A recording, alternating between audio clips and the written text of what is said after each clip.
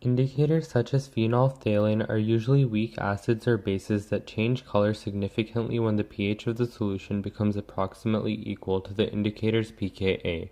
Curcumin works the same way. Curcumin is the dye that gives turmeric its yellow color. It is a weak triprotic acid and its pKa's are 7.8, 8.5, and 9.0.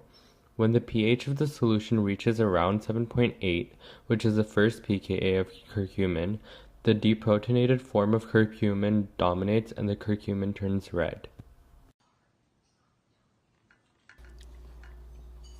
In this video, the container on the left contains a suspension of tap water and turmeric, which contains about 2 to 9% curcumin.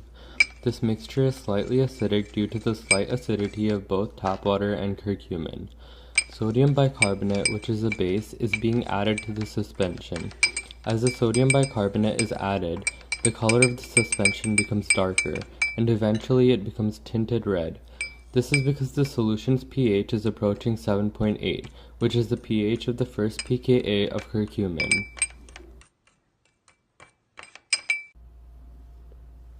The presence of natural indicators is visible in other areas of daily life. Hydrangeas are another example of natural indicators. In acidic soils, the flowers of the plant are deep blue, and they become more pink as the soil becomes more alkaline. The reason for this is that aluminum is more soluble in the acidic soils, and can leach down to the plant's roots and be absorbed by the plant. The aluminum causes the petals of the flower to be blue. Red cabbage juice is another example of a natural indicator.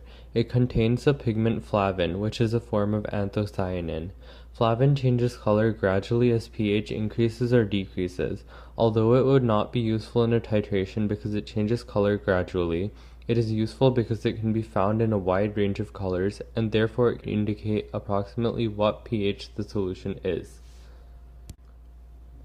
A societal topic is the application of curcumin to potential treatments for Alzheimer's disease. Alzheimer's disease can be caused by an accumulation of metal ions such as aluminum 3+ that are toxic to neurons. Because of curcumin's lipophilic nature, which is also responsible for its insolubility in water, it can cross the blood-brain barrier and chelate metal ions. In the process of reacting with these metal ions, the curcumin becomes deprotonated just as it does during a titration. After the curcumin binds to these metal ions, the ability for the metal ions to induce Alzheimer's disease is reduced.